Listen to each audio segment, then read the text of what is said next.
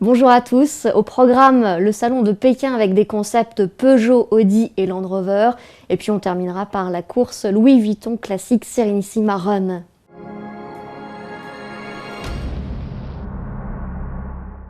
Au salon d'automobile de Pékin, Peugeot présente l'Urban Crossover Concept. Après le 4008, la marque Lyon propose une nouvelle vision d'un futur crossover compact.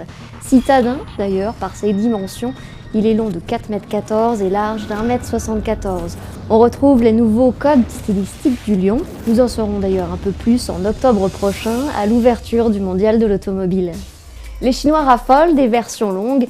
Ils aimeront sans doute l'A6L e-tron. Il s'agit d'un concept hybride essence-électrique. Basé sur la version longue de la dernière A6, elle reprend les codes stylistiques des prototypes électriques de la marque allemande, avec la calandre à lamelles chromées et les jantes à bâton. Cette nouvelle venue allie un moteur thermique de 2 litres TFSI, essence de 211 chevaux, à un bloc électrique de 95 chevaux. En mode tout électrique, la 6L e-tron peut parcourir 80 km à condition de ne pas dépasser les 60 km/h. Victoria Beckham est une inconditionnelle du Land Rover. Intégrée à l'équipe du design, l'ex-Spice Girl présente son Range Rover Evoque Special Edition. Le SUV reçoit des jantes alliage de 20 pouces en noir. À l'intérieur, on retrouve le cuir au niveau des sièges, à l'intérieur des portes et aux accoudoirs. L'anglais est limité à un maximum de 200 véhicules dans le monde, avec des premiers exemplaires livrés en Chine.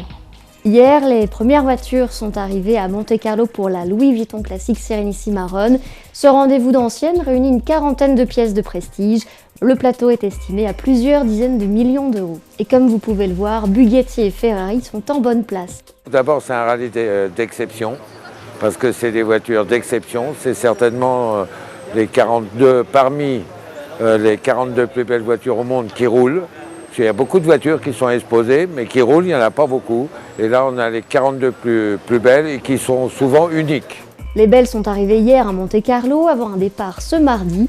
Elles finiront la course de régularité le 28 avril à Venise. Entre-temps, leur voyage les emmènera sur les routes de France, de Suisse et d'Italie. Les chanceux participants devront effectuer un périple de 1400 km ponctué d'étapes à Menton, Saint-Bernard, Stressa, Vérone et Fieso d'Artico, le berceau du savoir-faire du soulier Louis Vuitton.